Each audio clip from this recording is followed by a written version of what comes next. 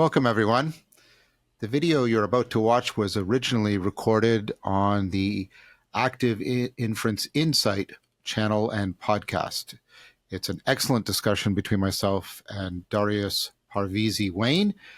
It builds a lot on the current work I'm doing integrating relevance realization, predictive processing, and 4E cog sci.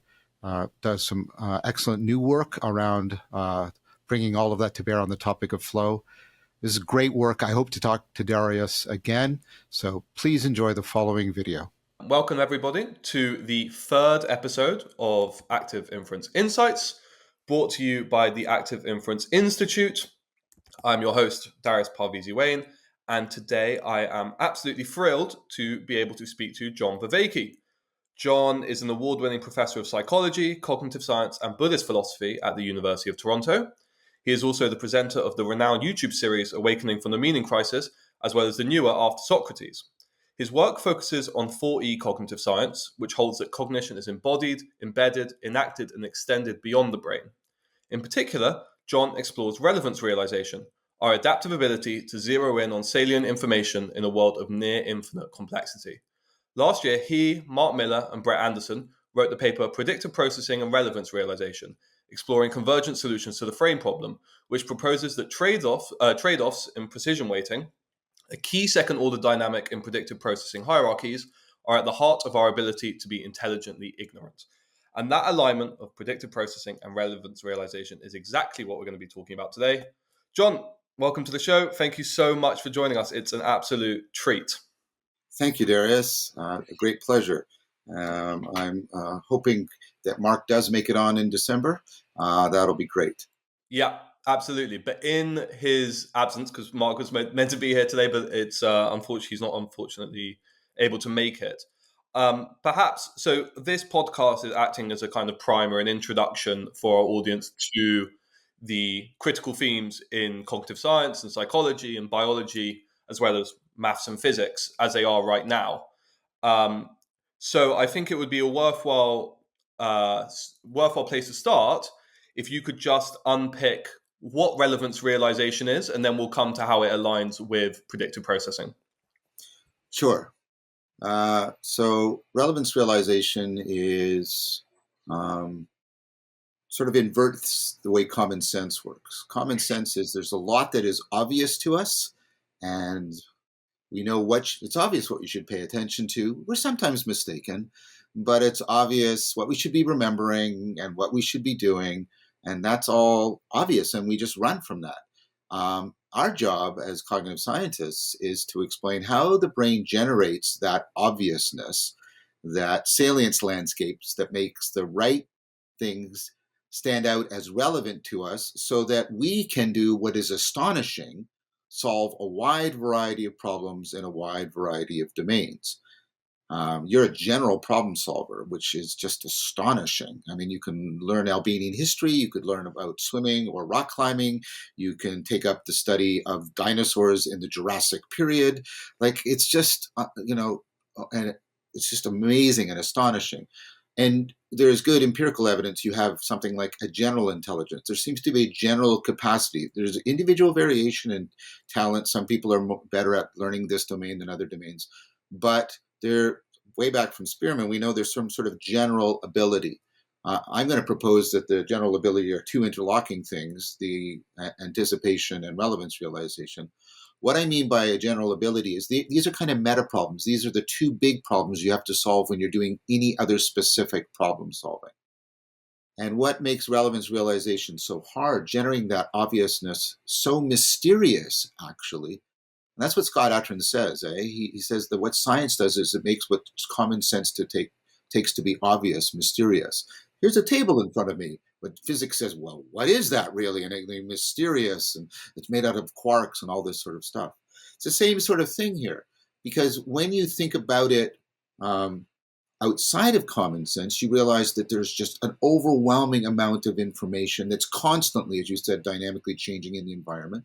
There's an overwhelming amount of information in your long-term memory that's constantly changing and being readjusted due to the reconstructive nature of memory.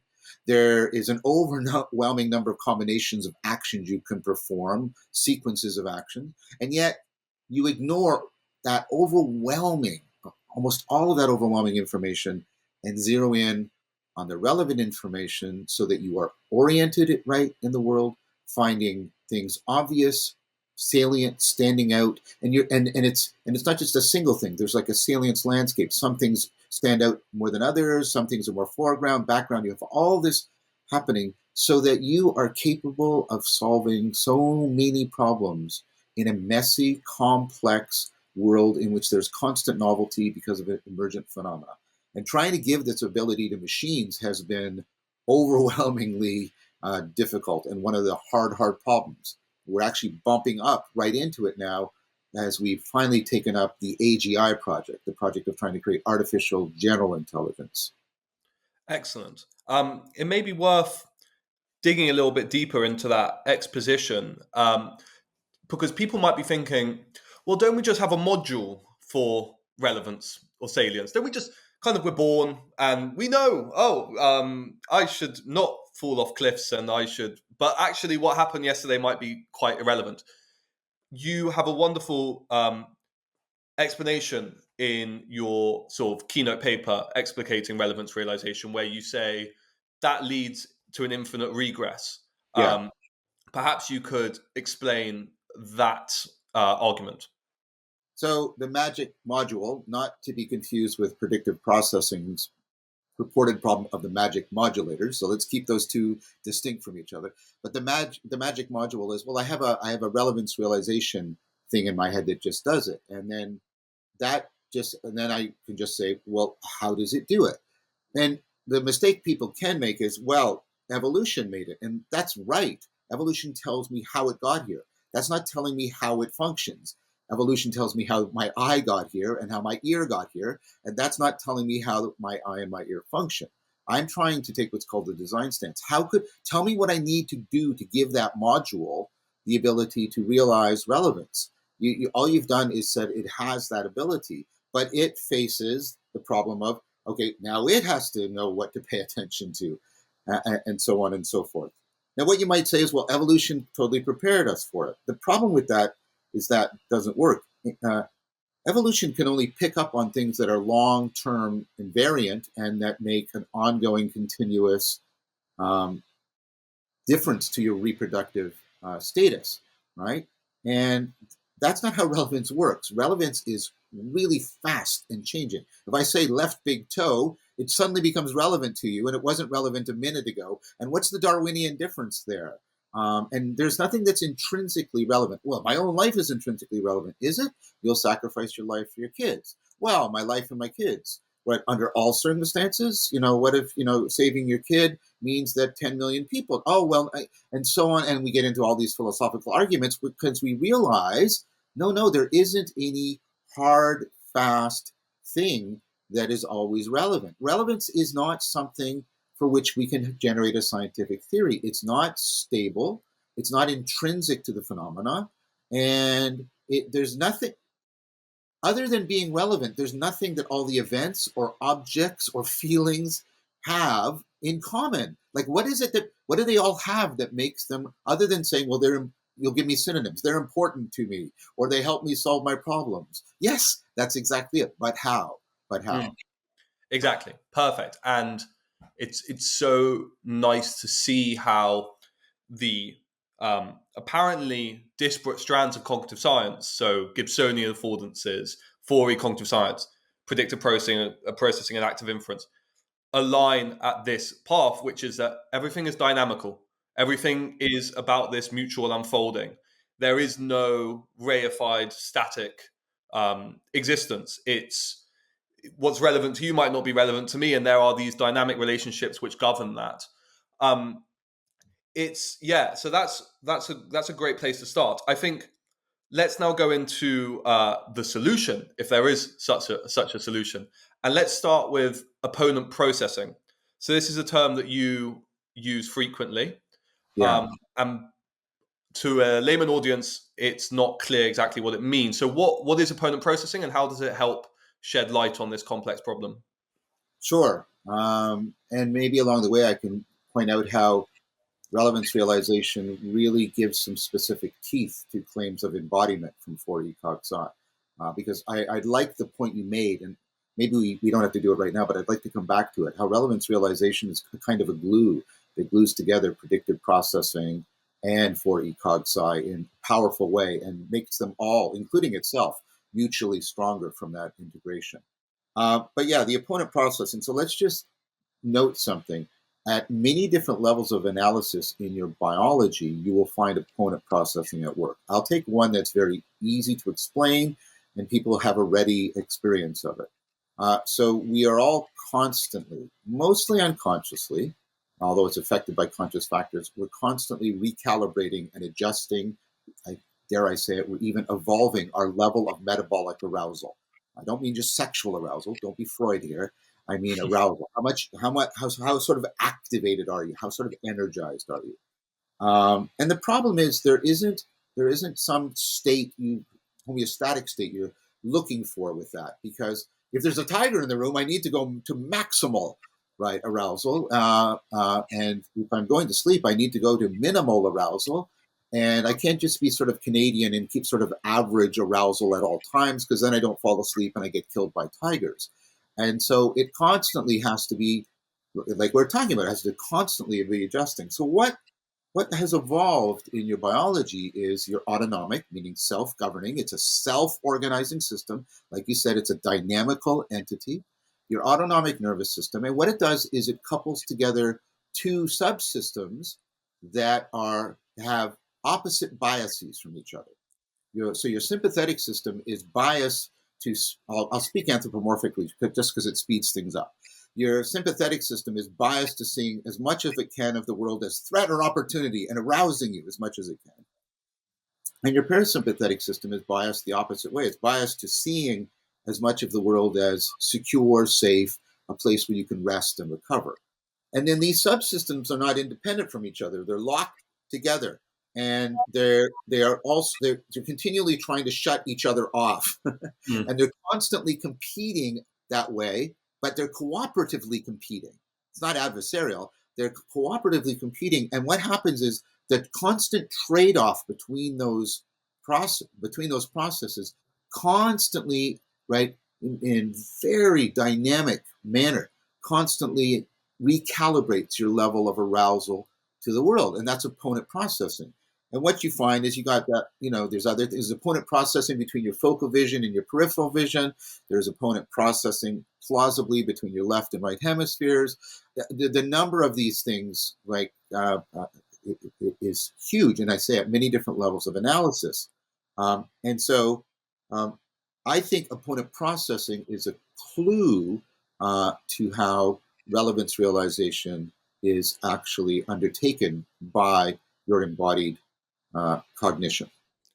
Wonderful. And immediately to anyone interested in active inference or its manifestation in continuous state spaces as predictive processing, what will be screaming out is this notion of an attractor set or our homeostatic equilibrium, which Carl has spoken about at length, obviously, and as has many other researchers. But this idea that we suffer, but we also embody in a kind of positive way this itinerancy. We're never stuck in a single That's right. mode. We are endowed with the capacity to go beyond our homeostasis and return back to it, but we're always, in a sense, being drawn without ever without ever having stopped at that homeostatic set point. So let's now fold in active inference to the picture.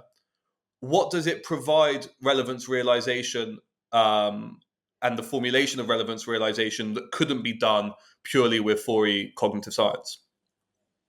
So, I mean, I'm going to talk about it in terms of predictive processing, because that's the formulation of it that lines up most cleanly with the theoretical integration.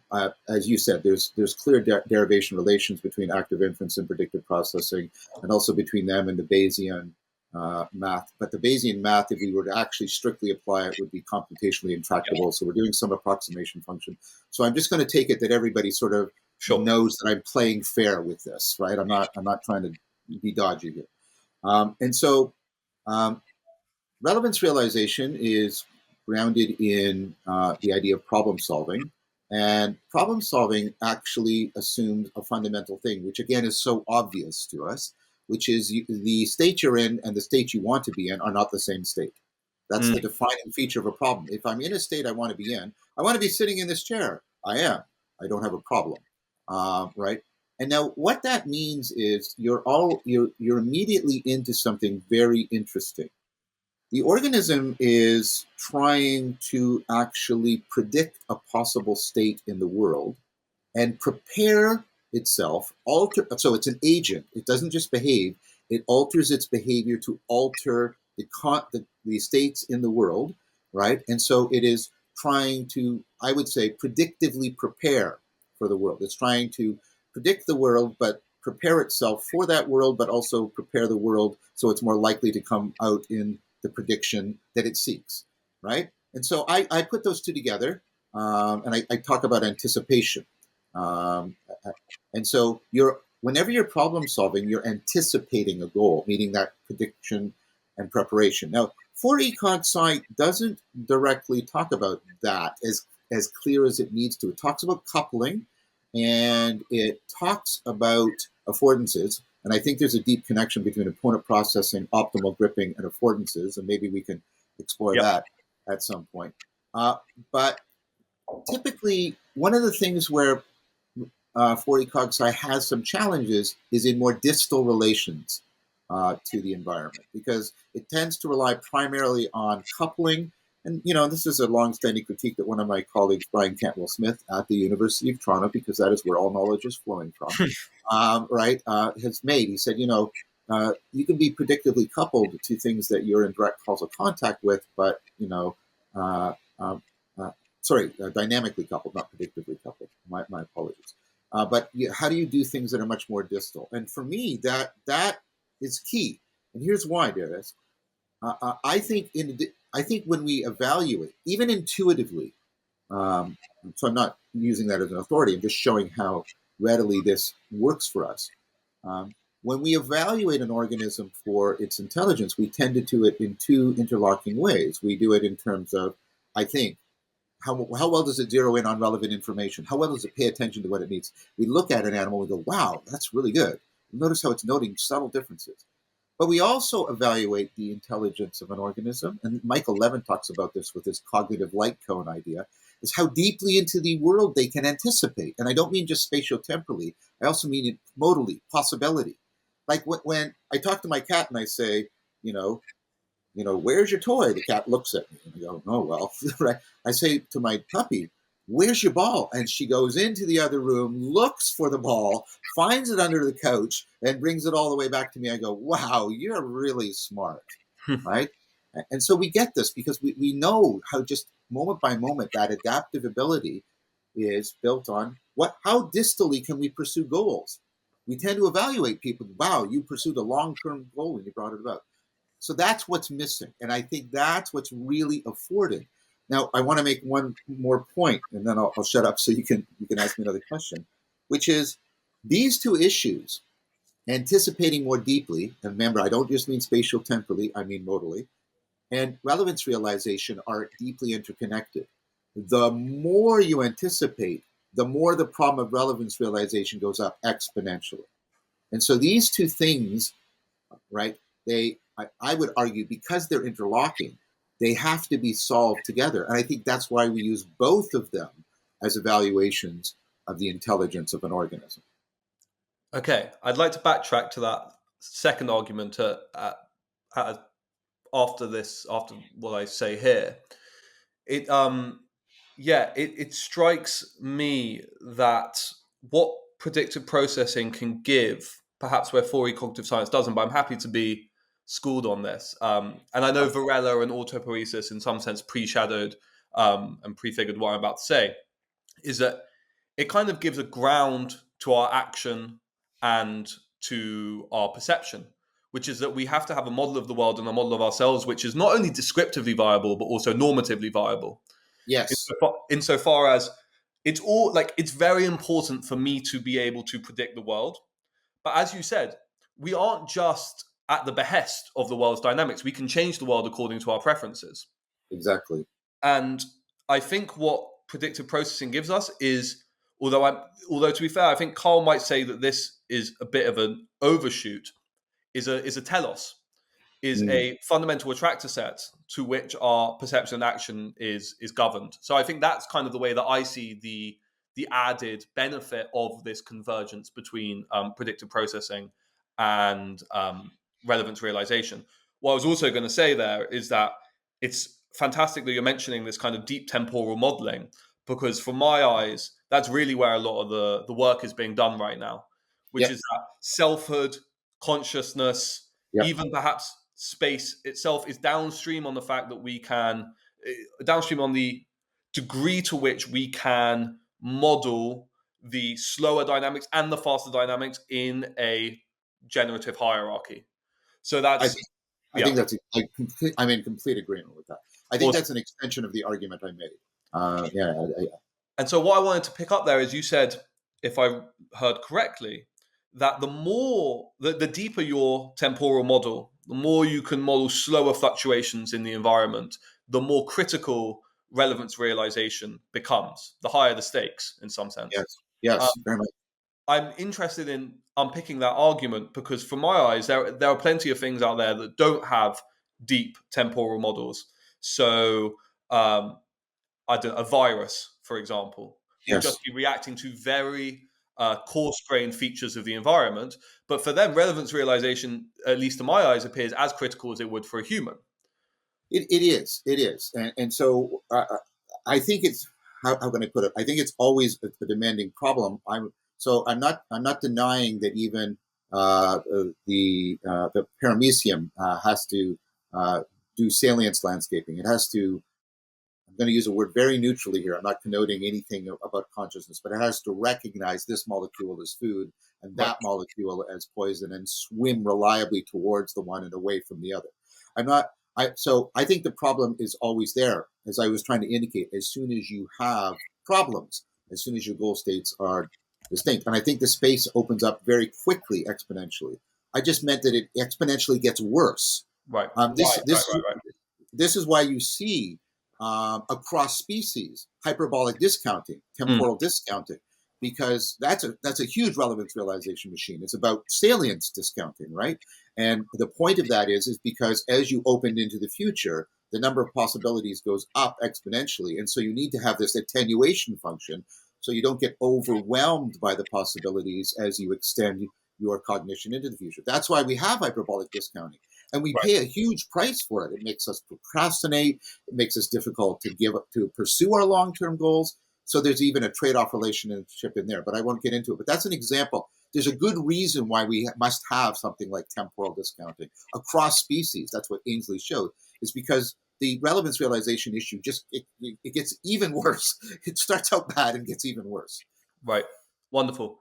And yeah, I mean, a lot of your work will come to affordances now because a lot of your work is centered on the notion of affordances. So Yes. affordances are the possibilities for action afforded. Actually, that's circular. Possibilities for action granted by the environment. I mean, afforded was a verb, and then Gibson made it Yeah. a noun. Um, how much has the predictive processing framework supplemented your understanding of affordances, and perhaps the way that what we perceive in the world is not necessarily a feature list of objects, Yeah. but they are fundamentally affordances. I see my glass of water as grippable rather than being glass this dimension. And I only ask that because, as I said, as as conscious animate cognizers, we are blessed with the capacity to change the world in accordance with our priors, which makes action really the fundamental currency Yeah. for autopoiesis, for self-organization. So has predictive processing ramped up the importance that you give to Gibsonian affordances? I don't know if it ramps up because I always thought I literally learned this stuff from John Kennedy, one of Gibson's greatest proteges. So very early on, I was very much impressed by this. And it occurred to me that relevance realization, um, the realization of relevance, and I mean realization in both senses, actualizing a possibility and becoming aware of it, or at least detecting it in some fashion, that it's a prototypical kind of affordance. The thing about affordances is they're not found in the object or in the organism. The grippability of the glass is not in the glass, can't be gripped by a paramecium, and it's not in my, in my hand. My hand can't grasp Africa or the sun, right? Right. It's in a fitted relation between them, and that's exactly what relevance is. It's a fitted relationship between. So I always, before I came into a deep dialogue with predictive processing, I already saw a deep relationship between relevance realization and affordances. And I think part of my work has been to really explore the deep ontological significance of that we have a category that sort of falls outside. This was Gibson's intent, too. Mm. This is what 4E cog sci is really talking about. It falls outside our belief that we have a complete, exhaustive dichotomy between the subjective and the objective, between the inner world and the outer world. And so there's this other important, I call it the transjective, this betweenness, this Right. connectedness that you see in adaptivity, you see in relevance, but you also see it, like you said. Now, what do I think the predictive processing did? It's, if you'll allow me, I want to talk I want to talk back and forth, symmetrical, not just linear. So I think what the predictive processing does is emphasize the need to try and explain rather than just, I don't want to be cruel. So I'm being a little bit oversimplistic. I'm doing that just for speed. Sure. But generally, it's like, yeah, but how do the affordances get actualized in the 4E column? Like, there's a lot of affordances all the time. And what I'm interested is how do those affordances become, well, salient and obvious to me so they become binding on my sensory motor behavior? Mm. And that was always something of, not that, there's Redfield and others who are doing some work on it, but typically they start to invoke predictive processing to try and explain that mechanism of, like, okay, there's a huge affordance network, but I'm not, like, how do I, and here we go again, how do I select Right. and actualize the ones that that actually go into my salience landscaping? And I think predictive processing, especially with the notion of precision weighting, Yep. does a good job of that. Now, what I think relevance realization helps to do to predictive processing, a bunch of other things, but one thing is predictive processing, basically, there's subtlety to this, and I know there's lots of math, but just to keep going, right? That, well, what attention is the precision weighting. It's this meta function. And I think that's a very good argument, but there's a conceptual analysis that's been needed. But it's like, but what is salience? And one of the arguments I can make is, well, what the precision weighting is doing is relevance realization, and relevance realization, when relevance realization does a higher order finding relevant of an affordance that has been generated by lower order relevance realization, that's when something becomes salient to us.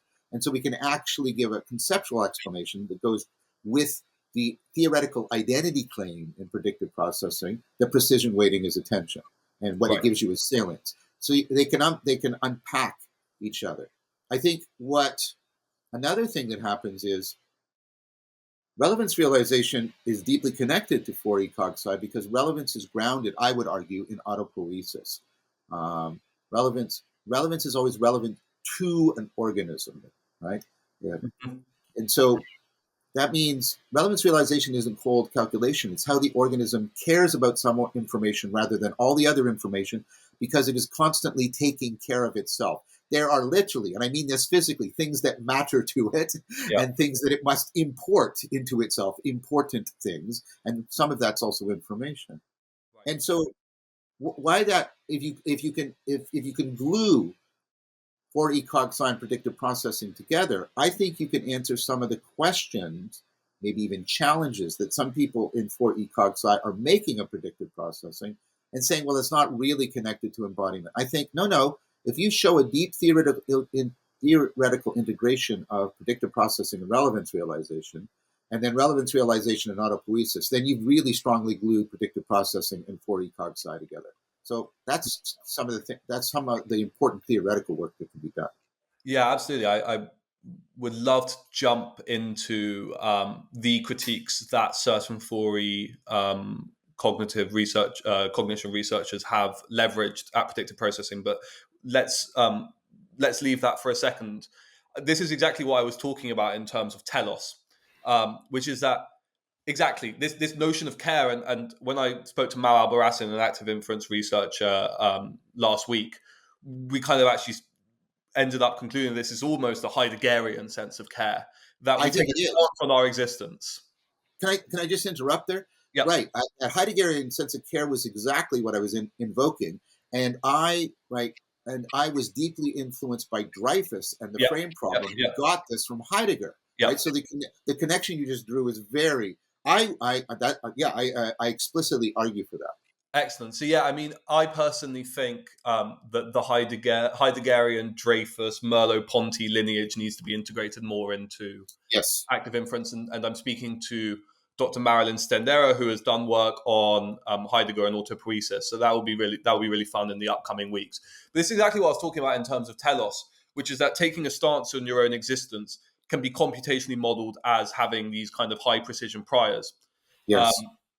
so our homeostatic set point will be different from a snake's, and that actually gives a really solid explication of why we act differently in certain contexts than snakes. And so that was my But then that said, I will have to make clear that Carl is in himself, although he has spoken about existential imperative, says that there actually is no imperative. All that you're really saying is, if a thing like us is to persist over time, this is what it needs to do, and it's just cast as a minimization of free energy. So I think there's an interesting question there that maybe you could have a go at, which is, to what degree do you see this as a genuine imperative versus just what things do to self-organize over time? Yeah, and so I mean, and Carl's no slouch, so he's welcome. I sometimes don't like it when people who are physicists or something start commenting on philosophical normative questions with an authority they don't properly possess. But I know Carl's a great theorist, and I know he's philosophically educated. I have not yet to talk to him, but I hope I do get to do so We could someday. do it here. So.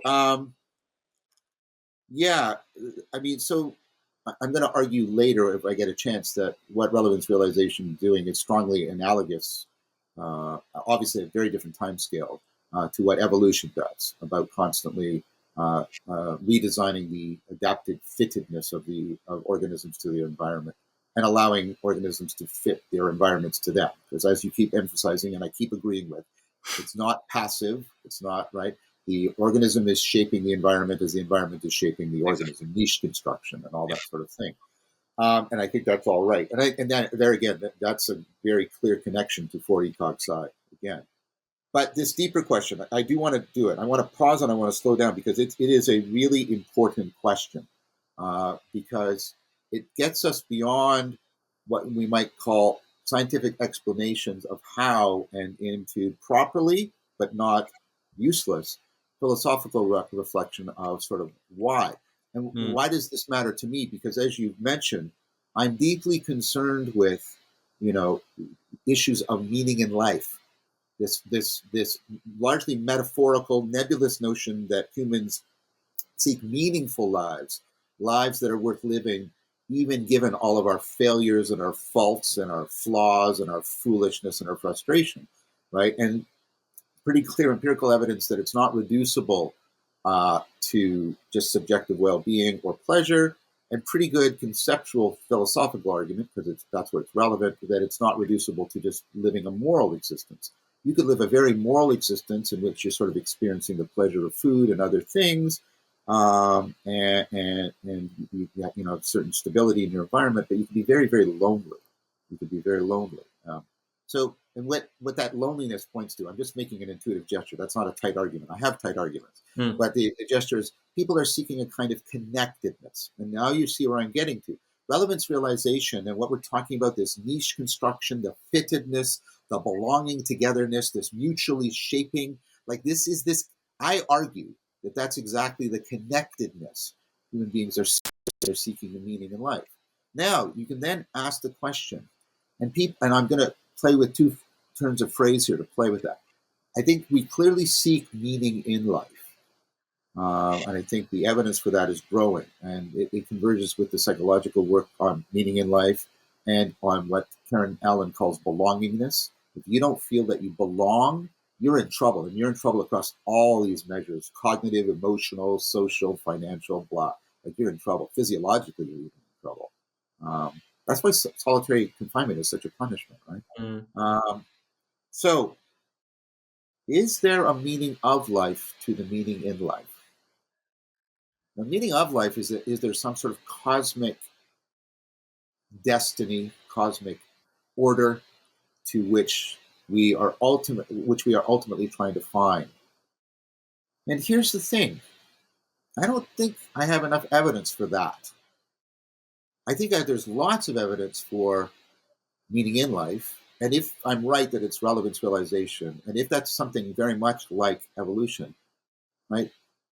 Evolution is constantly redesigning adaptivity, but there isn't a final thing that evolution is aiming towards. There isn't a final form of life. There isn't some, like, what we're doing is like the sculptor, we're constantly refining, and then finally one day we will have the final form of life.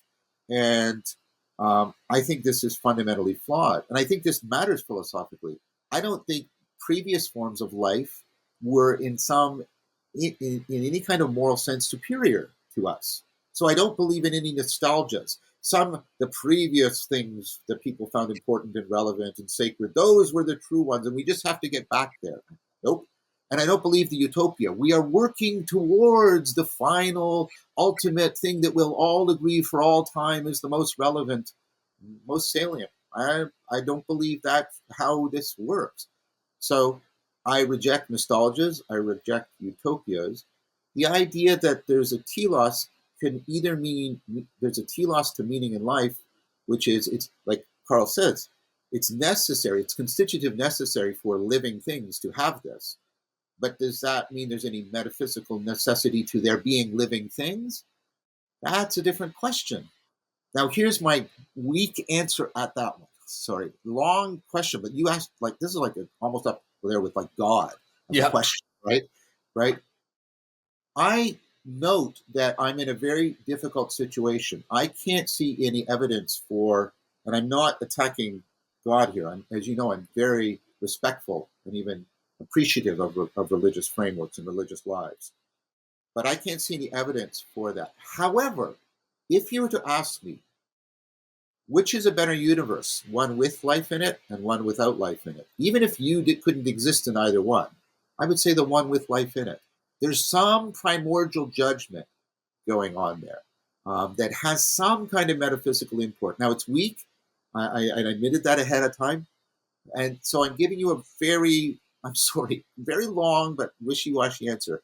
I don't really think I believe in anything like the meaning of life.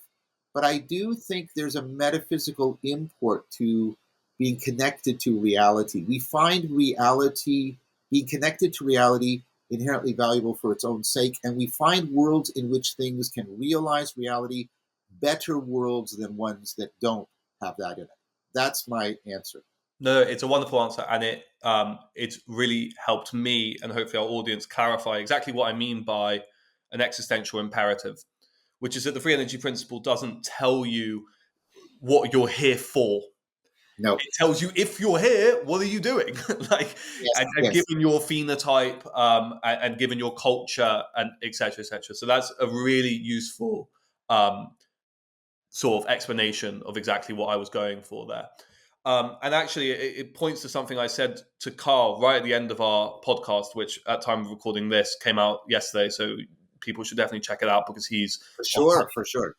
he's on top form. Which is that I asked him, I mentioned Thomas Nagel. So Thomas Nagel has Yeah. this kind of very romantic philosophical notion that death is bad because life is fundamentally good. And it points to kind of your thought experiment. If we had two worlds, one with life and one without life, I think we would all intuitively say the one with life is better. Whether that has any metaphysical import, as you say, is up for grabs.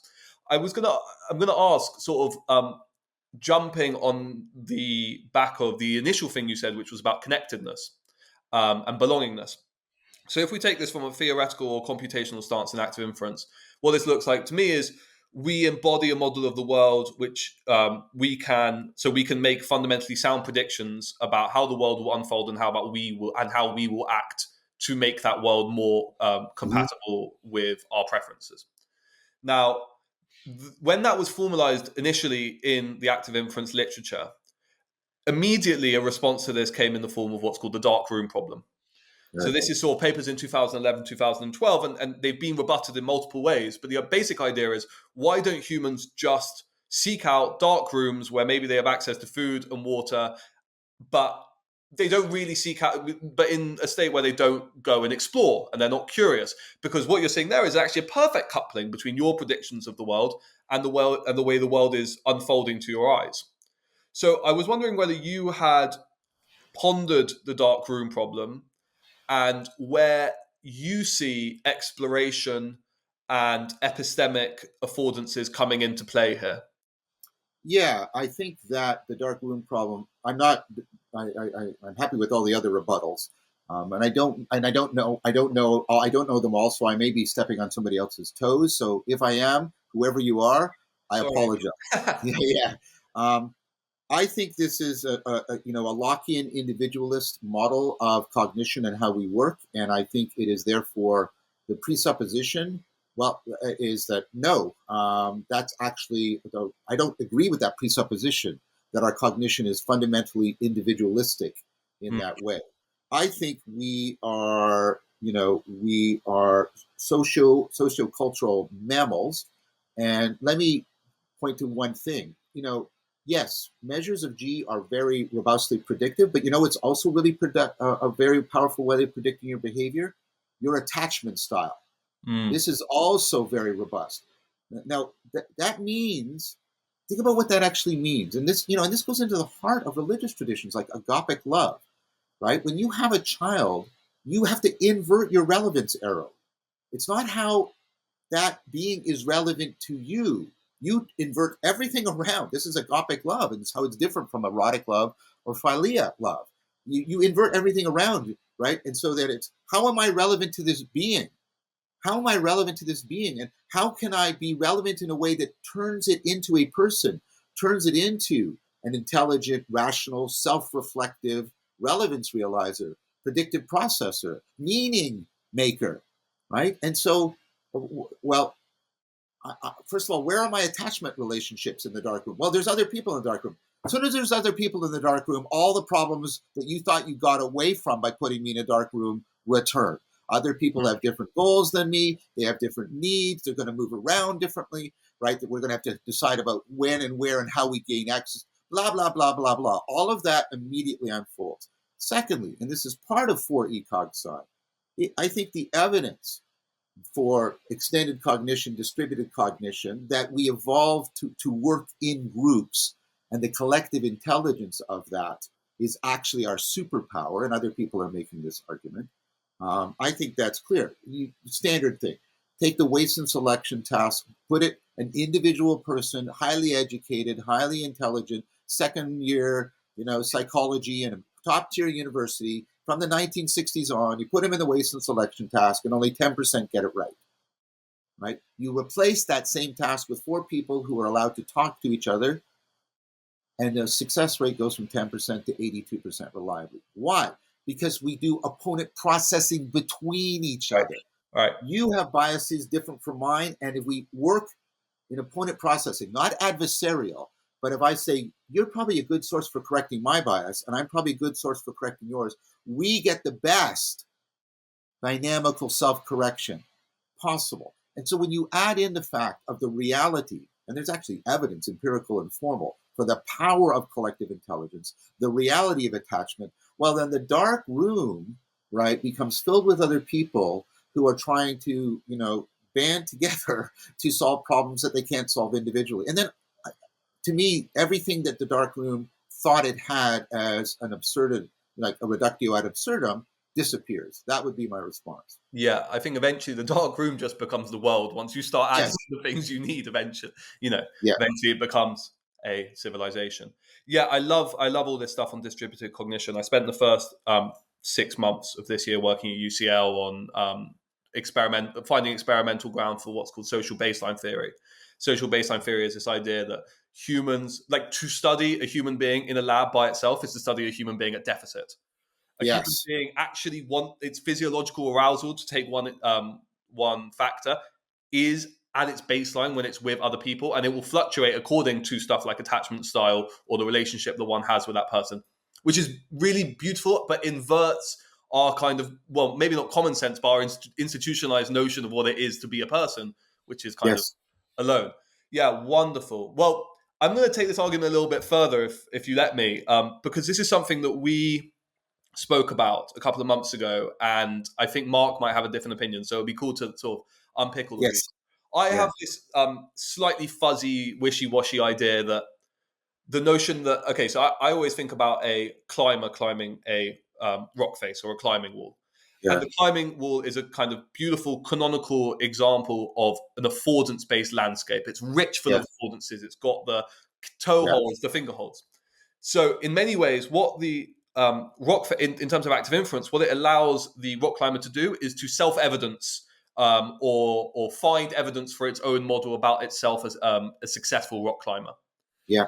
Now that's relatively well established in the literature. What isn't established is my kind of, again, slightly wishy-washy idea, which is that the rock climber is offering affordances to the wall. And so this is why Yeah. right at the beginning of our conversation, I spoke about mutual coupling. So what dynamical systems theory gives us, what autopoiesis gives us, what active inference gives us, is this idea that to exist is not to be this kind of reified self that takes a objective stance on the world. And actually what it is this, really the fundamental unit of analysis should be this dynamic mutual coupling between agent and arena, to use your terminology. Yeah. Do you think it's an over? I mean, I've spoken to Mark about this, and he said it's something like an overextension of the term affordances to say that the human being is offering affordances to the climbing wall. I know Mark isn't here to defend himself, so again, I'm not going to put words. Yeah. And I will definitely raise this with him again. But just for your own ears, how does that argument sound to you? I like the argument, and yeah, I don't want to speak ill of Mark. I'll only speak to the propositions that you spoke on his behalf, and I'm very happy to. I mean, Mark and I work close together. Mark is one of the best people I know. Yeah, well, Mark's a former student of mine. I'm very proud of Mark. So, but I actually agree with you. Now that goes to another connection I make in my work that would probably be a little bit stranger to the ears of many of your listeners. They might say, "Oh, I get why he wants to connect, predictive processing to relevance realization and the 4E cog sci." But now what you're doing, and this is where I do a lot of my what I call my deeper ontological work, and this is where the Heideggerian stuff really comes to bear. This is all the work I do on Neoplatonism, which may sound like something very arcane, but again, um, here's the proposal that once we really profoundly accept affordances, and once we accept that they are reciprocally realizing, I agree with you. The affordance not only discloses things about me, it discloses things about the world. And that's a way in which things, like Heidegger's notion of truth as aletheia, as an event, as the disclosure, rather than a static property of our propositions. I think that bang on. Now, as Filler argues, and I've been arguing for a while, and John Rusin, Filler's book is called Neoplatonism, Heidegger, and the History of Being, Relation as Ontological Ground, that relationality is actually the ultimate nature of reality.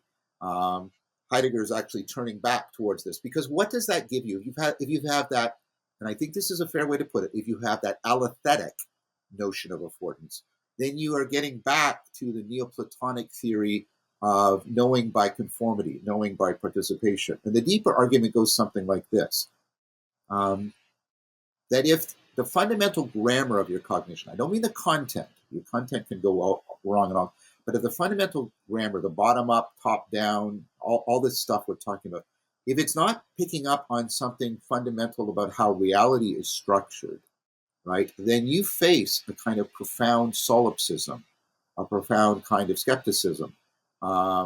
And I think that is ultimately leads you into all kinds of performative contradictions that I agree with Whitehead. They're as devastating as propositional contradiction. There's a longer argument there, and I can point to. Please check out some of my talks on YouTube about this longer argument. Like Hickstock's aspects of truth, which he said, all the things we use to dichotomize this, right? We had the analytic synthetic distinction that is broken down under philosophical criticism. We had the theory fact distinction that is broken down. We had the is ought that has broken down. Like, think about is relevance and is or not. Well, blah, right? It's sort of both, right?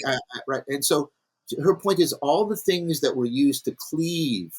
And then what we tried to do is we tried to make the logical world the thing that sort of stuck the two worlds together, and that collapsed under Gödel and other people. And so we're back to the idea that we either go into the Lockean cabinet in which we're locked inside of our heads. We're somehow getting postcards sent to us. We think they might be from an outside world that we think might be out there, and we're trying to build it from the postcards, and we're doomed. That's never going to get us there.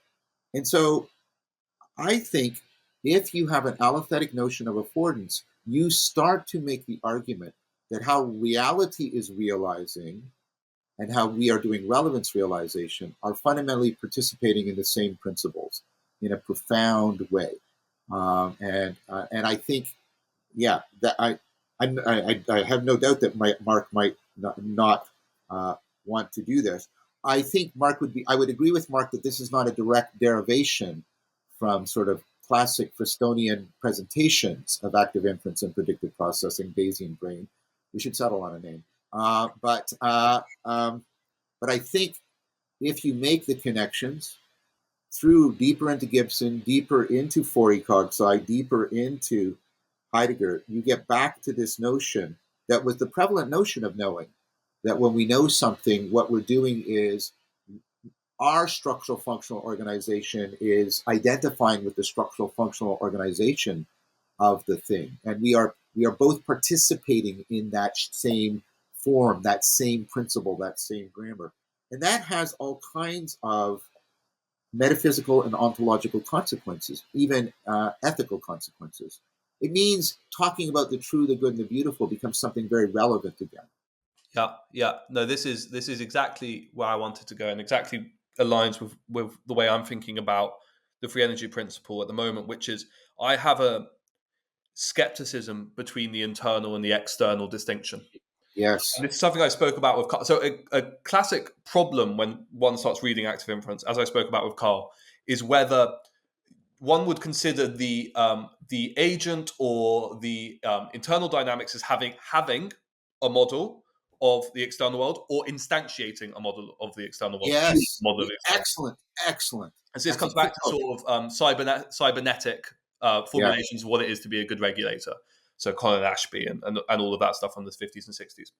So I have an inherent skepticism because I kind of take the stance that actually all that the internal dynamics are doing is instantiating a particularized form of the external dynamics. And this is very easy once you take out the picture of a homunculized ego. Just if you look at it in terms of just the particle physics, we're just a instantiation of some of the physics that defines everything else. But we just actually seem to have a kind of complexified Markov blanket or Markov blanket form of that. But there's nothing particularly distinct about that. And we'll come to consciousness because maybe there is. And that, I guess, is the big elephant in the room here. But it's funny that you mentioned Heidegger, because Heidegger, to my eyes, and in my opinion, and then obviously Dreyfus and Merleau-Ponty and the phenomenologists who followed Heidegger, really... he's the one who strikes at this established distinction between a subject and an object. Yes. So the Cartesian distinction, and then this is where his kind of gripes with Sartre came in. Now, my question is that, yes, if you read Heidegger, Dasein, the ground of Dasein is this kind of interrelationality. Aletheia is the disclosure of truth in an interrelational relationship, so to speak. But there still seems to be some kind of subject who, the hammerer who is hammering away at the nail. Now, from the perspective of the hammerer, he's not some reified ego who is objectifying the nail. That all that is really being witnessed there from the level of consciousness is the disclosure of activity. Mm-hmm. But still, we can give a description of a hammerer and a nail. So to what degree in your thinking do you completely eradicate the subject-object distinction? And is there anything that you think predictive processing has to say about that? I think, the second question I wasn't All right, ready for. don't worry about the second question. Yeah, the second question, don't worry about it. I'm happy to think about it with you. I have put a lot of thought into the first question. Yeah. And so, I mean, I think Filler is right in his book that our subjective objective divide is our version of the appearance reality distinction. And it's just our version. In the ancient world, they had a different version. So ours is an in-out metaphor. How is the inner and the outer connected? And the ancient world is the problem of the one and the many. How is the lower and the upper connected? And once you see that, you realize that there's a deeper structural problem that isn't bound to the inner outer or the emergence and the emanation. It's the connectivity issue. And what Filler argues, and there's a lot of other people convergent on this, is like if you go with an Aristotelian metaphysics, that what's most real are substances in the Aristotelian sense, which are things that can independently exist. Then this becomes a deep problem for you, and that kind of ontology, I would argue, I can make the argument, drives you towards a nominalistic epistemology, and then you get, Occam's version of it or Kant's version of it, where all of the patterns and all the information are just in the mind, which means the mind is radically other because it is the only place that information intelligibility actually exists, and the world is profoundly absurd in a deep, deep way. And I think that leads you into, first of all, it makes science impossible, and it leads you into all kinds of existential and moral dilemmas. And if you then take a look at the logic of trying to get, you can't actually, and this is what Filler does very carefully, you can't actually get relations out of properties that belong to the relata. The relations have to precede the relata in a very important way. So I think there's at a very deep level, I do want to call it into question. I do want to challenge that. First of all, it's historical.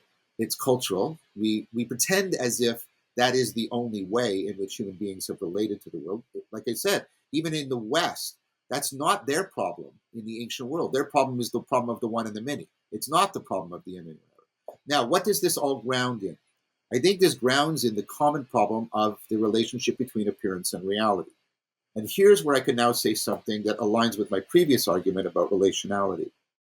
See, and I'm going to borrow a term from Rapport here, the hermeneutics of suspicion. The hermeneutics of suspicion is that appearance, and we've got it because of Freud and Nietzsche and blah, blah, blah. There's historical reasons, and those are valuable critiques, by the way.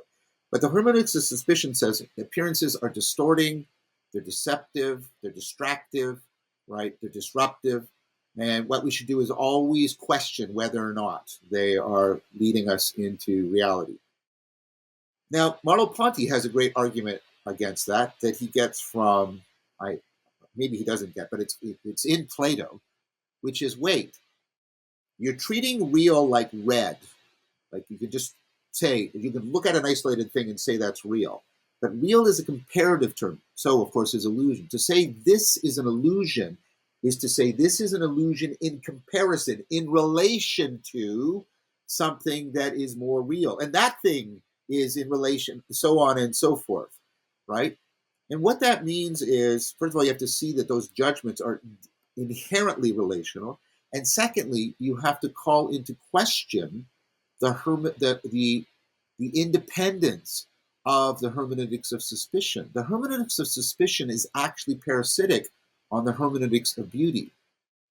Right? It depends on there being things that we agree on by saying that's where appearance discloses reality rather than distorting it, right? And then as soon as you do that, that undercuts the deep divide because you ultimately make these divisions between the one and the many or the subject and the object by getting a hermeneutics of suspicion into the appearance reality distinction. That's at least the argument I would make.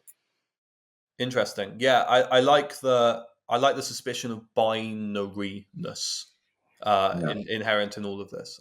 It speaks to me, and I think it speaks to people who are interested in active inference and the notion of sort of philosophical vagueness as well.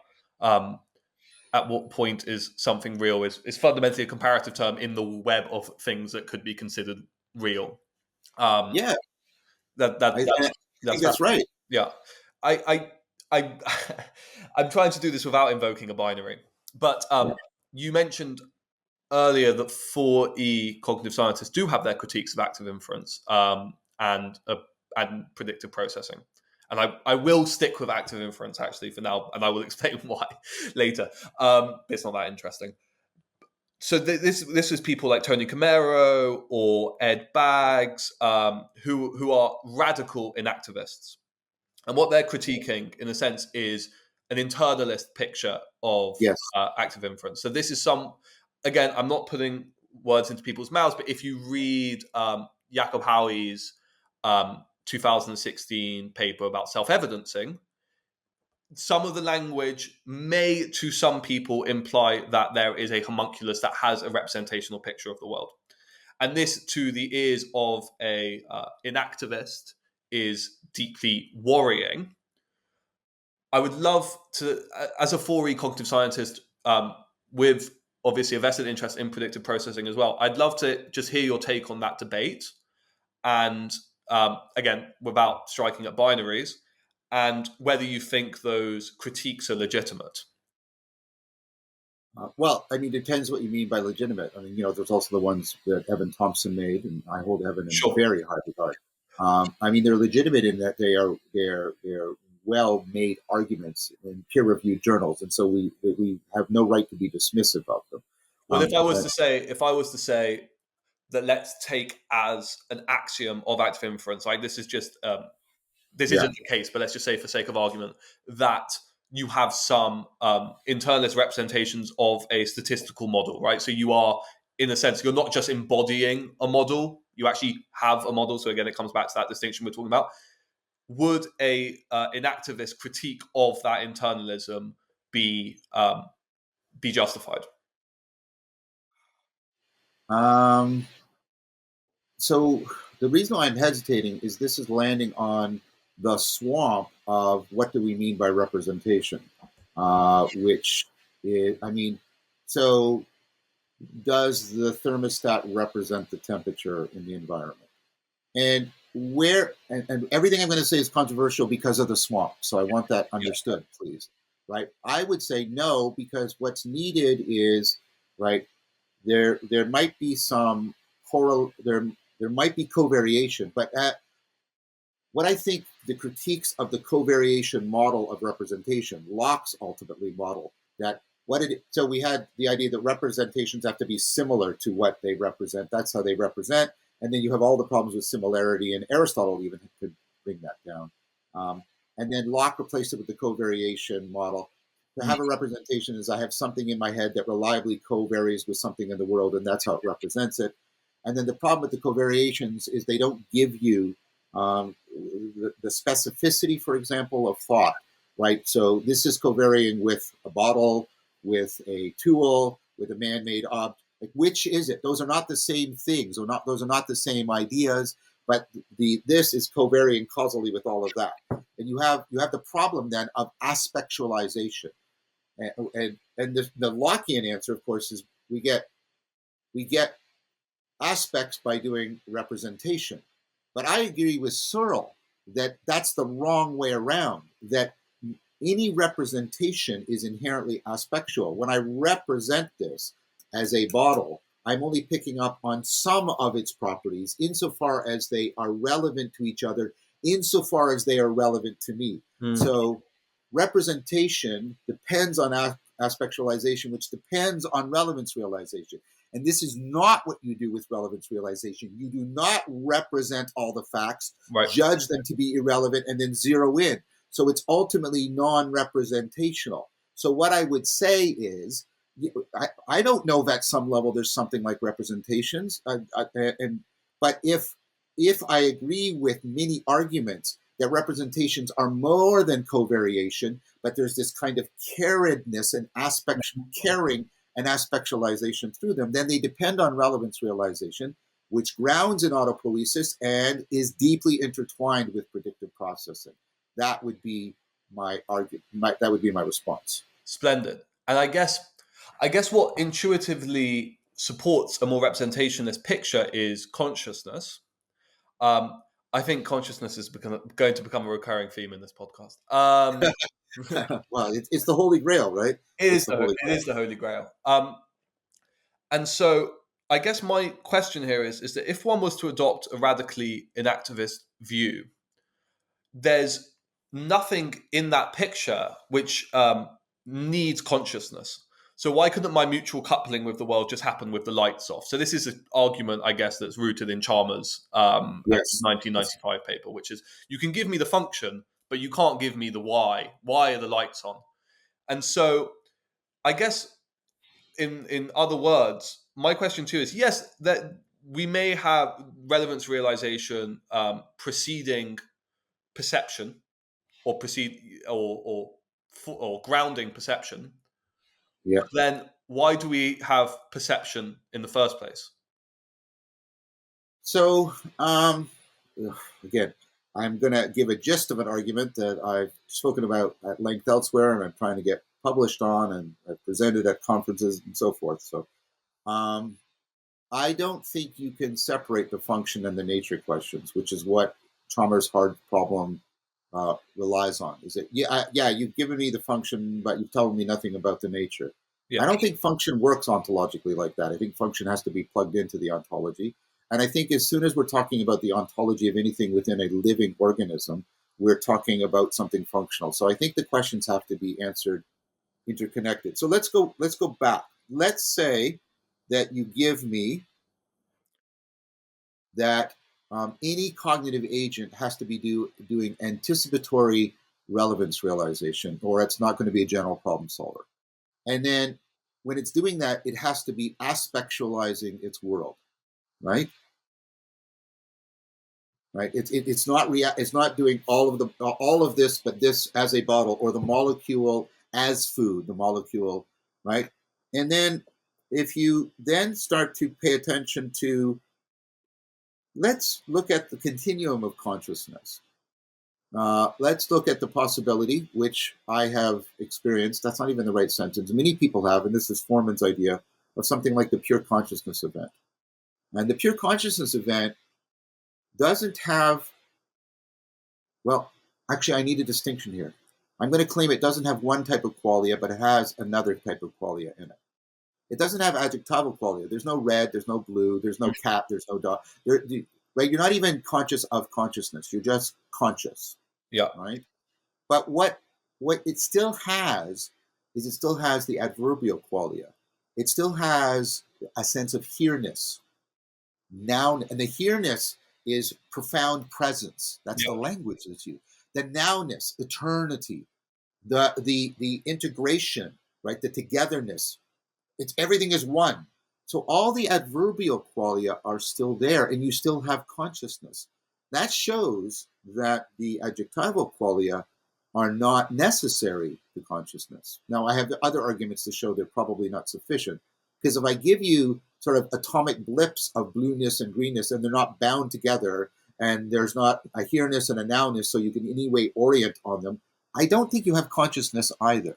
right, Um, so I'm not saying that adjectival qualia don't exist. I'm saying that we've held consciousness hostage to them. yeah, And what I'm proposing to you is that what consciousness is doing is these adverbial qualia, which are just, right, salience, which is just relevance realization, which is, as far as we can tell, tied to the best evidence we have. It's all controversial about the function of consciousness. It's tied up with working memory and attention, which are both doing higher order relevance realization. We seem to need consciousness for situations of complexity, novelty, or ill-definedness, ones that are really demanding on relevance realization. So you can make a pretty, and there's a lot of convergence actually on what the function of consciousness is, relevance realization. And I think if you plug in relevance realization, you can at least get all the adverbial qualia. And that, I think, gives you a lot of what consciousness actually is. cool. Yeah, let's stay on adverbial qualia because I'd like to integrate what you've just said with a more active inference account of consciousness, which there are, and they're also diverse. But I have to ask a question before.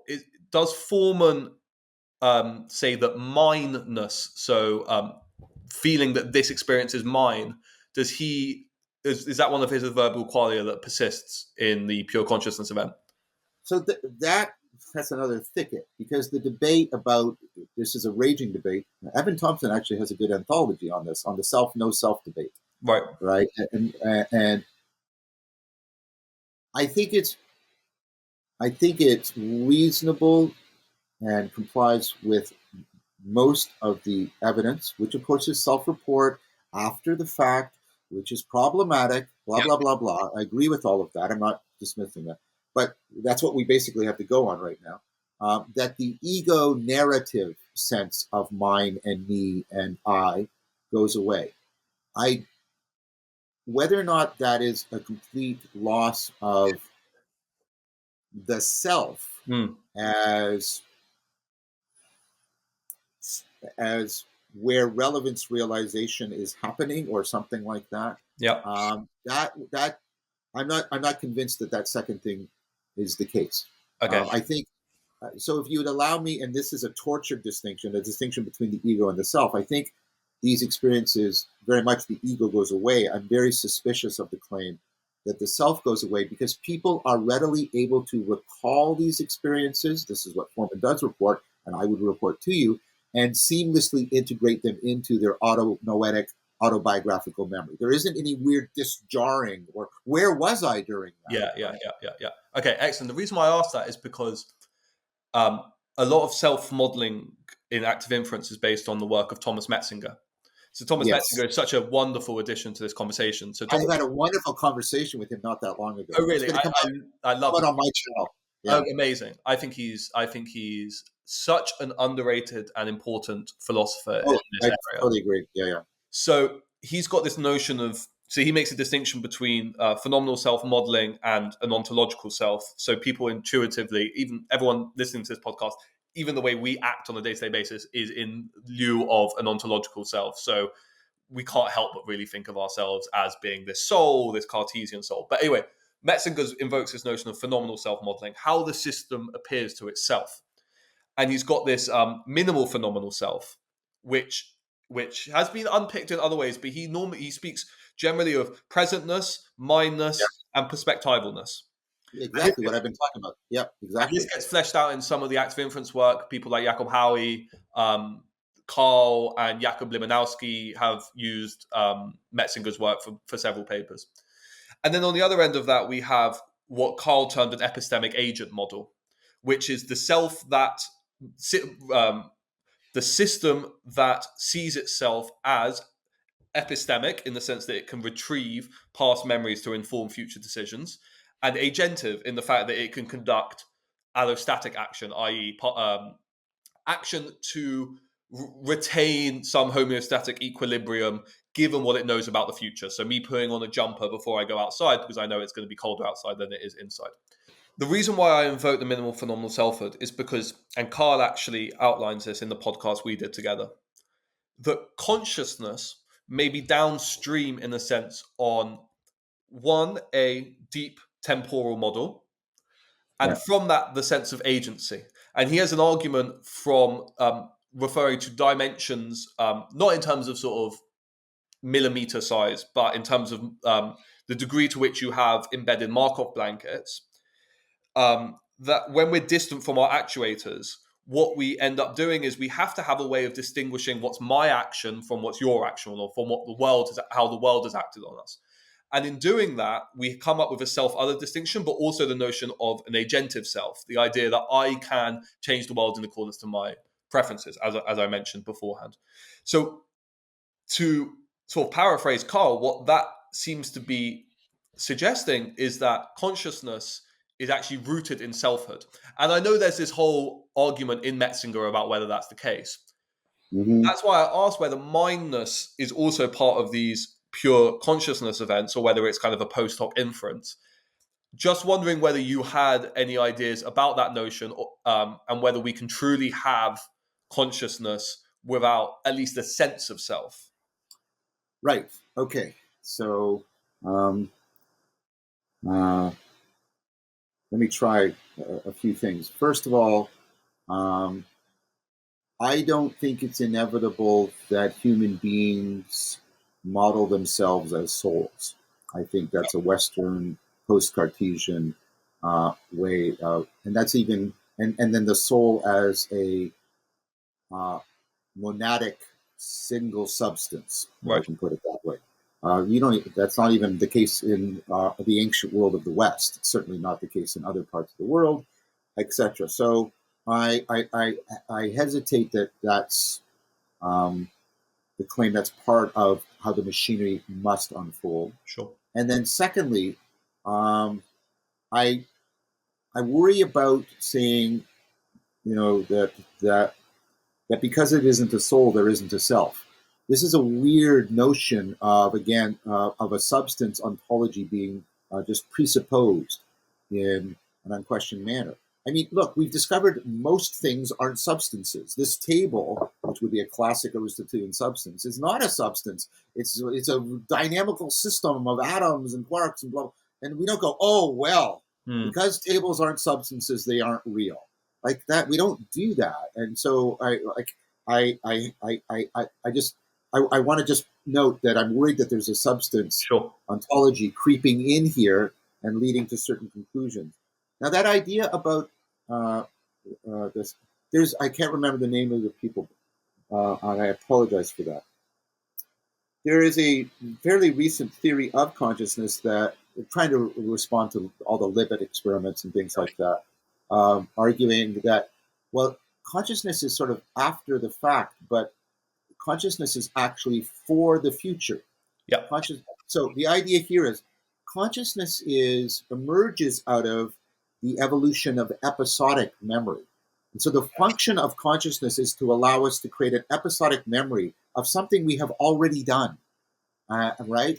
And the point about the episodic memory is, as soon as you get into episodic memory, you get into perspectival knowing. That's what an episode is, right? You have a perspective, right, on a situation, what you found salient and relevant, how your actions and right and the arena coupled or didn't couple, the affect that all of that that's so bound up with consciousness. And the point that they make, and I totally agree with this, is as soon as you agree that there are multiple kinds of knowing, not just propositional and procedural, but also perspectival and participatory, you get the argument that episodic memory affords perspectival knowing, which allows you to solve problems that you can't solve without perspectival knowing. You can pick up on the world discloses itself in ways that it is not otherwise disclosable to you.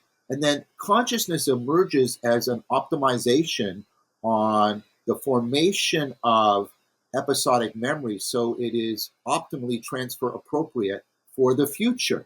Right. And then you get it is a sense of agency, but it's not a billiard ball agency. Yeah. It's this kind of longitudinal agency.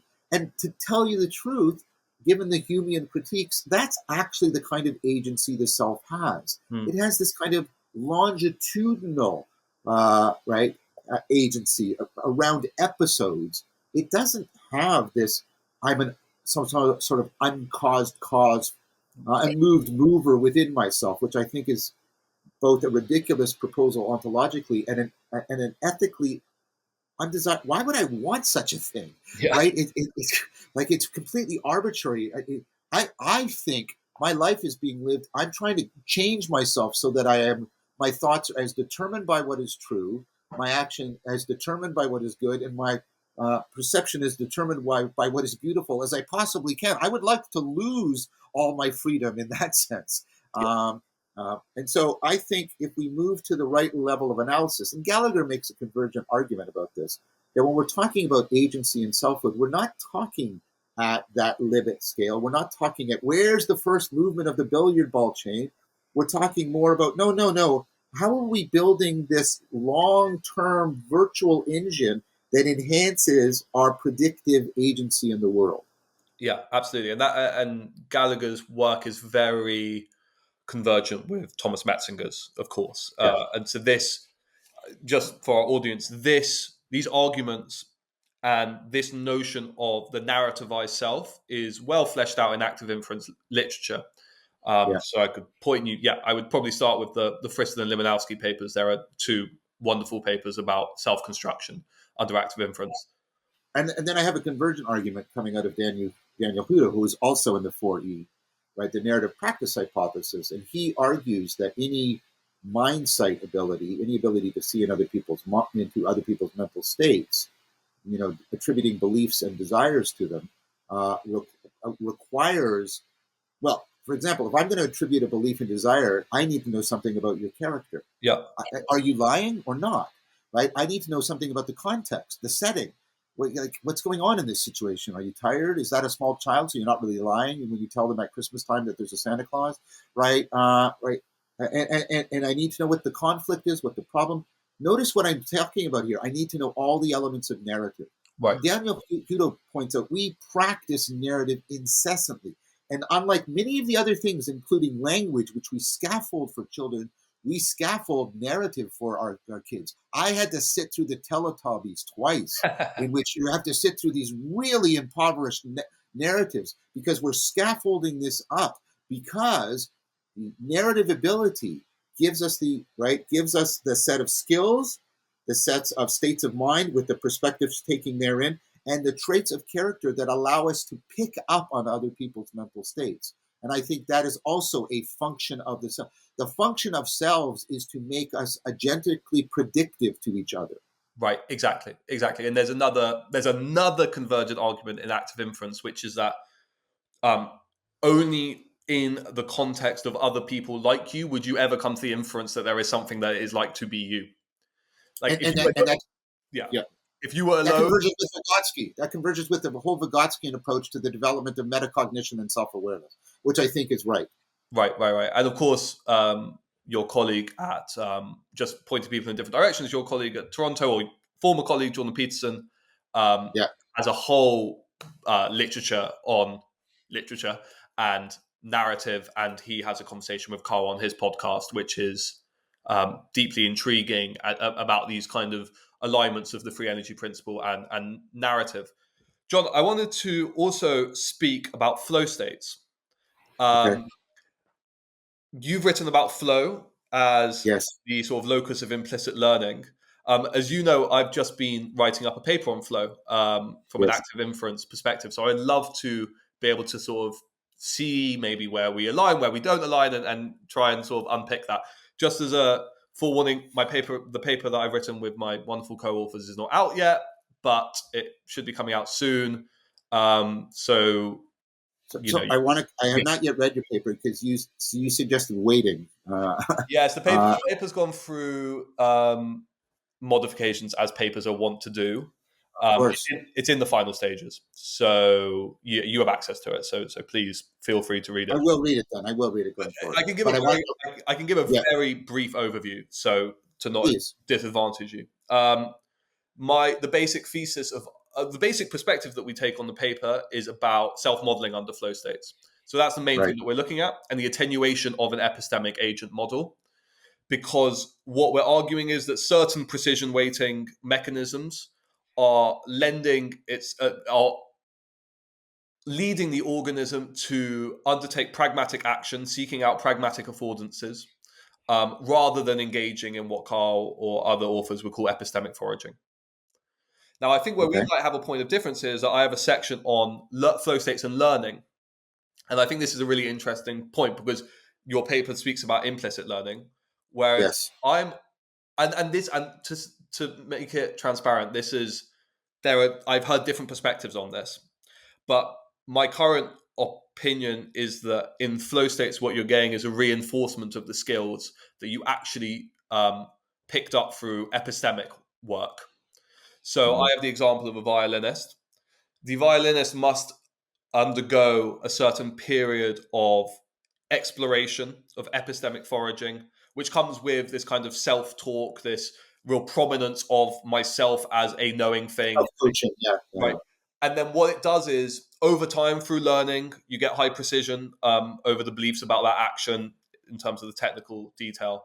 And then that becomes kind of the foundation on which you can then go and do more epistemic work. And then that expertise development is stepwise, in a sense. I mean, you can picture it either way. But critically, and where we differ is that I'm arguing that actually in the moment of flow itself, you're just garnering more evidence for the capacities and the policies that you already have.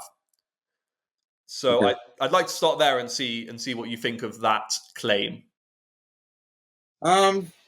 So we, as you point out, Leo Ferraro, Arian Heraben, and I, we argue something different, which is why you're bringing it up. We argue that that learning is inevitably occurring even in the flow situation, and so there's improvement, and that's why if the environment doesn't have the capacity to renew its challenges on you, you will very quickly fall out of the flow state. So the argument is, well, why don't you just stay in the flow state? Well, the argument is because eventually you get a mastery over the environment, which means your skills start to exceed the demands. And so phenomenologically, when I'm in the flow state, like in sparring or lecturing, I'm finding tremendous amount of insight and innovation coming out. Now, this is where it might get tricky because is procedural innovation a restructuring of, especially, is that a restructuring of your information and therefore have new capacities in it, new emergent abilities, or is it just a reinforcement? And I don't, this, we might get into Theseus's ship here, which is going to be problematic. But one of the defining phenomenological features of the flow state, and I want to be clear, I'm not pinning you down on this, but I do think it's relevant evidence, is the ongoing sense of discovery. And there's a sense of discovery there. There's a sense of coming to know things you did not know before. And of course, when the flow state is in much more comprehensive expertise, not like with playing tennis or maybe like just your optimal gripping on the world, people come to think they have learned something deeply profound about reality. So I tend to think that there's evidence for transformative learning happening up and beyond just reinforcement learning. Okay. Yeah, I like the return to the phenomena. Dreyfus has this phrase, which I will definitely use over and over again in this podcast, which is when in doubt, return to the phenomena. The way that we have cast it is that there's this idea in the literature about a hyper prior that the world is changing, so that we have a prior that the world is changing. And that is adaptive for us because we don't get stuck in the same free energy minima.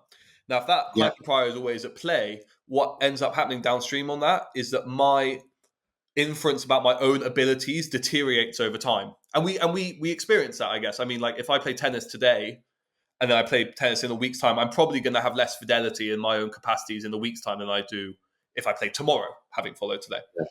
Yeah. And so our argument is that the positive affect that's part of the flow state is downstream on the surprise that's generated when you actually violate that hyper prior that the world is changing, because what you're getting evidence for is that your policies still work in the world that you would have thought didn't lend itself to your policies working.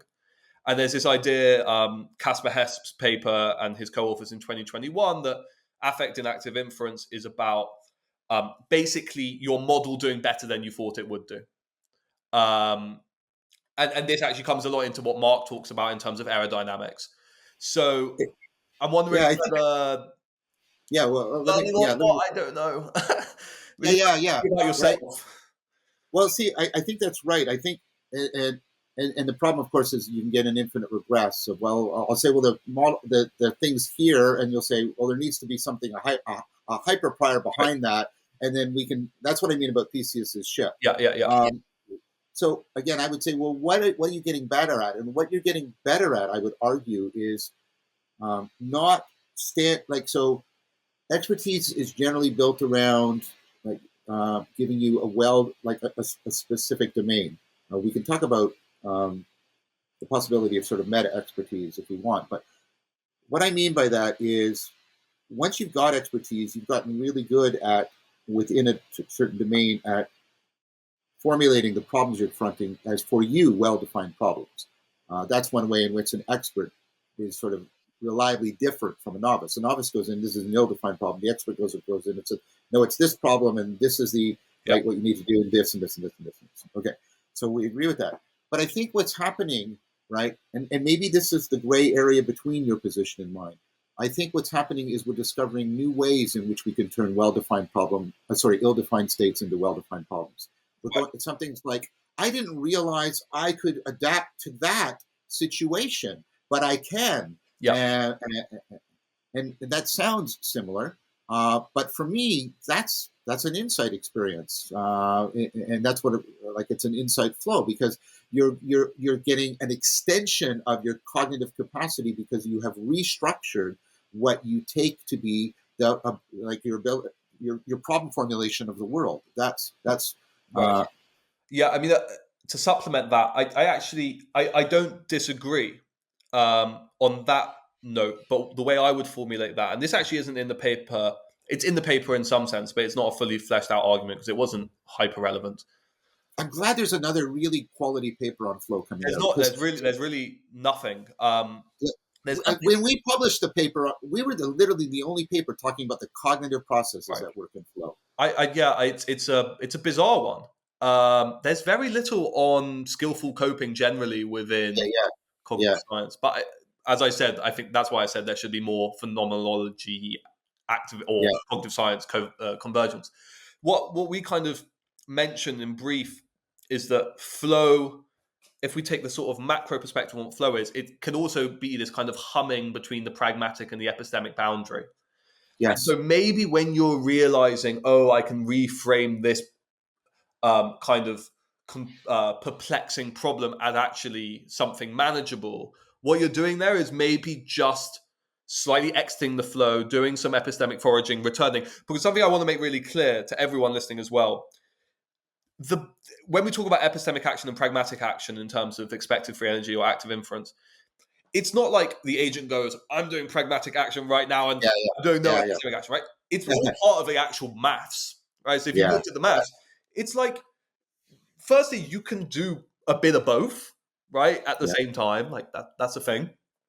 But it's also like the action policies that we're talking about here, John and I, these are not protracted 7 hours of just like pragmatic action. No. These have to be very temporally thin because the world is volatile, right? The world is constantly changing. And so you have to be able to not just pin all your hopes or put all your eggs in one basket in terms of an action policy.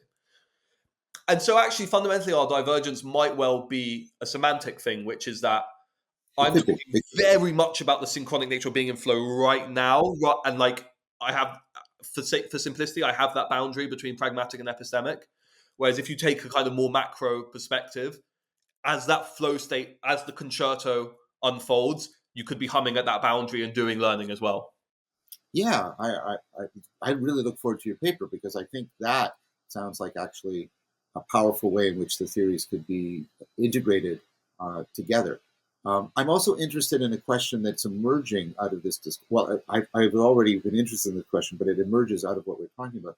Because I'm interested, because I think there might be an additional thing. Because you can flow in a situation and it doesn't transfer. It doesn't transfer to other domains. Video game addiction is the classic model. You can flow in the game, you can't flow in the world, so you get depressed in the world. You can flow in the game, and so you want to stay in the game more and more and more. That's very different than how I flow in Tai Chi Chuan. Tai Chi Chuan, in fact, other people pointed this out in me. The flow states that I cultivate in Tai Chi Chuan, they are cultivated in such a way that they transfer broadly and deeply to many other domains.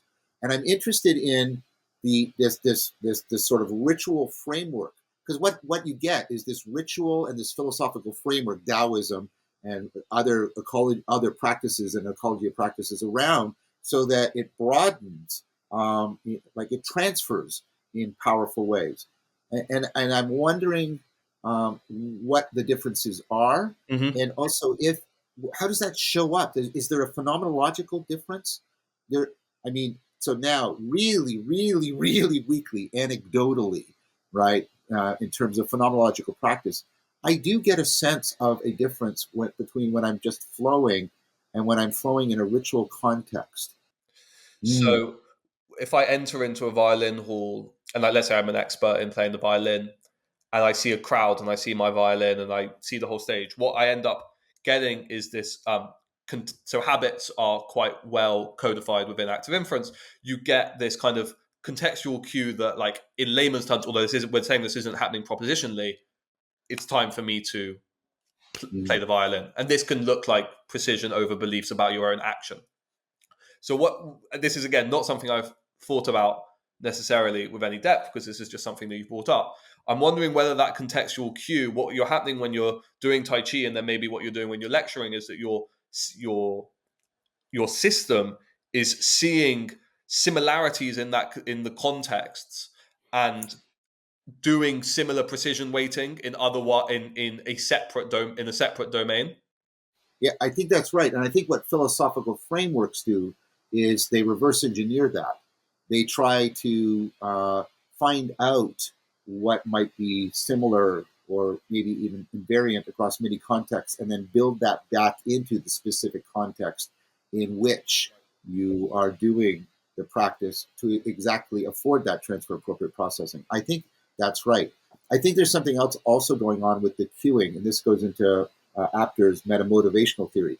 We can be, broadly speaking, we frame our arousal in two different ways. When we're in a telic mode and we're working towards where the reward is found in the external goal, then increased effort is experienced as frustration, and then if it increases too much, I get anxiety. Mm-hmm. But if I'm doing something where the goal is the behavior itself, like making love or doing poetry, then the increased, not infinitely obviously, but the increased arousal is framed as positive, as excitement. Right. And so I think also, and so Apter talks about safety framing, right? Let's call the first telic mode work, and the paratelic mode play. And I think ritual has to do with serious play, and I've got a whole argument about that. But I think also what you're doing in the context is you're trying to cue people into the play mode, because the play mode allows them to model themselves, their arousal, as positive rather than as negative. And that allows them, and I think there's a deep connection between this paratelic framing and Csikszentmihalyi's, I think, accurate claim that flow is autotelic. You're doing it for its own sake. Right. Yeah. Cool. Yeah, I like the notion of effort here. I recognize that one of the fundamental factors or fundamental characteristics of flow is perceived effortlessness. Yes. That's right. Even though you can have sort of very peripheral cues that you might be expending a lot of metabolic energy. Exactly. Right. And just given this is the Active Inference Institute's podcast, just for those interested in the computational framing of that within active inference, Thomas Parr has got a paper out this year on cognitive effort and active inference. So that gives a kind of nice computational modeling picture of that, which actually leads me to a much broader question, because I know we haven't got too much more time, which is, I've noticed in myself, to be totally candid, that I've started, like, I learned about flow and Csikszentmihalyi through you and through other people, but mainly as a philosophical notion.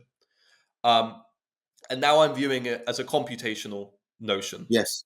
Yeah. Do you worry about that? Do you worry that if we rely too much on computation, not just computational models, but maths, physics, we in some ways reduce the phenomena in a way that's detrimental, not just because it's not romantic or that but like that we're missing something fundamentally? Well, it depends. I mean, that's a really important question. We could do 2 hours on just that question. But if you think that a leveled ontology is actually the way ontology is, that the level at which we do science is as ontologically real as the quantum level we discover when we're doing science, and I think you have to come to that conclusion. Right. And I have extended arguments for that elsewhere. Then you can make a clean philosophical distinction between explaining away in a reductive fashion and explaining that actually enriches your appreciation for the phenomena. Now, if the computational stuff, to my mind, well, let's say what the argument we were just exploring has merit. Then notice what we're saying. We're saying, well, what the computational modeling actually does is actually shows why this sometimes very obscure philosophical framework is really important. Yeah. It's actually doing some really important work. and, and you can't get rid of it. You can't dispense with it, and that would mean that kind of some of the stuff we're doing, where we're trying to commodify flow and take it out of those frameworks, and do the thing we do, and sell books and right. Um, it's actually misrepresenting the phenomena in a way that we can philosophically and scientifically critique and say, wait, right? This phenomena has the power it has because Csikszentmihalyi said it's an evolutionary marker for adaptivity. And then, well, making it adaptive is how broadly and deeply is it transferring out of the situation? And then the philosophical framework really matters to what it is and how it functions. And so if you can make a distinction, and you need an ontological distinction to make this distinction, but if you can make a distinction between explaining and explaining away, Mm. then I think it's possible to say, no, when I do these things, and to be fair to me, Darius, I get a lot of people who, are from various religious and spiritual backgrounds, and they come in and they say, thank you so much for your work. I much better appreciate this Right. this experience or that experience or the flow state or this mystical state, because you didn't try and tell me it's nothing, but you tried to say this is what it's doing and this is why you like it and value it so much.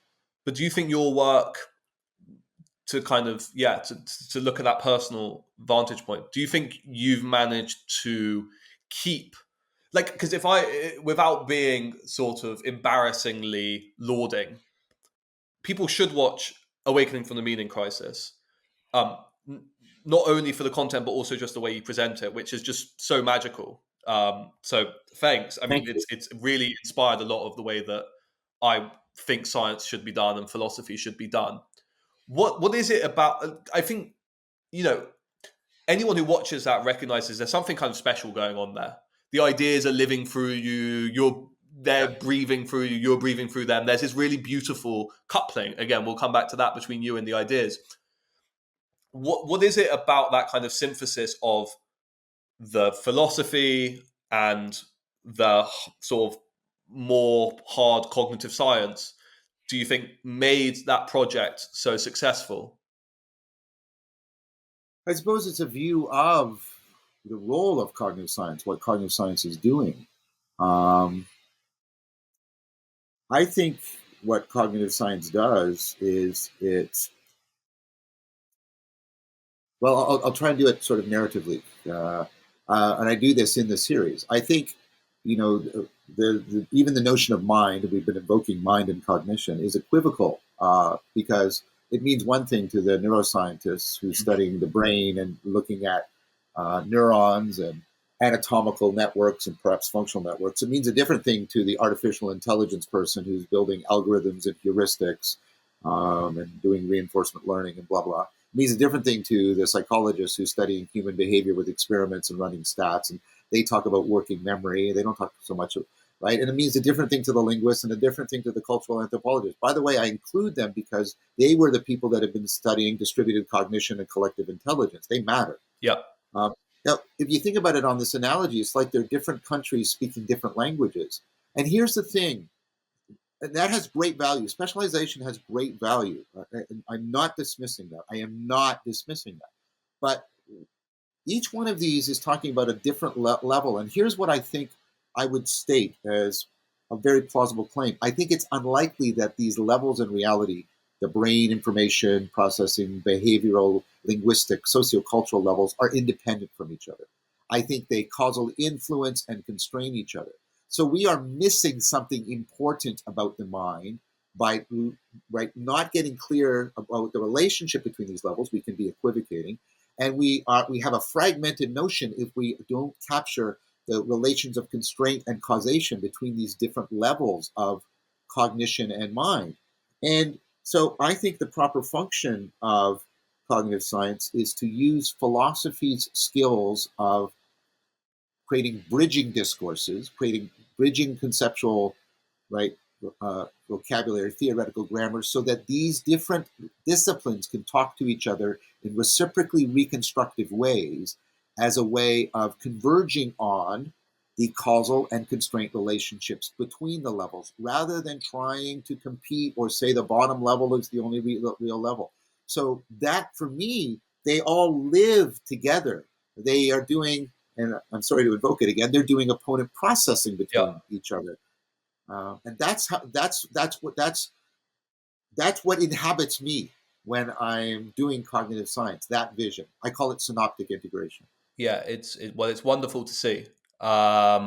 So I mean, like, I mean, that's the cognitive scientist that I'm aspiring to be. I think you've called it a big picture cognitive scientist as well. Yes, and and I felt very lonely for a while. I was doing relevance realization, which is a big picture, and then, to my great delight, another big picture for ecog side Yeah, came down the pipe, and then to my even greater happiness, another big picture came down the road, which is the predictive processing framework, and I think they are more convergent than adversarial. And you've heard me arguing about how we can integrate them together. excellent. Yeah. I would say maybe it's just bias. Active inferences or physics processing is a big picture cognitive It scientist is.